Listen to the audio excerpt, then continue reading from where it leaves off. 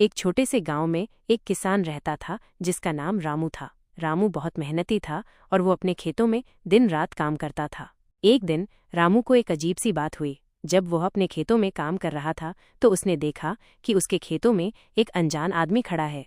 रामू ने उस आदमी से पूछा, तुम कौन हो और तुम मेरे खेतों में क्या कर रहे हो? उस आदमी ने कहा, मैं एक यात्री हूँ और मैं तुम्हारे खेतों में आराम करने आया हूँ। रामू ने कहा, तुम मेरे खेतों में आराम कर सकते हो, लेकिन तुम्हें मुझे बताना होगा कि तुम कौन हो और तुम कहाँ से आए हो। उस आदमी ने कहा, मैं एक राजा का बेटा हूँ और मैं अपने पिता के राज्य से भाग आया हूँ। मैं यहाँ आराम करने आया हूँ और मैं तुम्हारी मदद करने के लिए तैयार हूँ। रामू ने कहा, मैं तुम्हारी मदद के लिए तैयार हूँ, लेकिन तुम्हें मुझे बताना होगा कि तुम मेरी कैसे मदद कर सकते हो। उस आदमी ने कहा, मैं तुम्हारे खेतों में काम करने में तुम्हारी मदद कर सकता हूँ। मैं तुम्हारे लिए फसल उगाने में मदद कर सकता हूँ और तुम्हारे खेतों को सींचने में मदद कर सकता हूँ। रामू ने कहा, तुम मेरे लिए बहुत कुछ कर रहे हो। मैं तुम्हें अपना दोस्त बनाना चाहता हूँ। और इस तरह रामू और उस आदमी ने दोस्ती की और वे साथ में खेतों में काम करने लगे।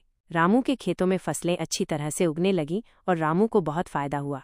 एक दिन उस आदमी ने रामू से कहा, रामू, मैं तुम्हें एक बात बताना चाहता हूँ। मैं वास्तव में एक राजा का बेटा नहीं हूँ। मैं एक साधारण आदमी हूँ जो तुम्हारी तरह ही मेहनती हूँ।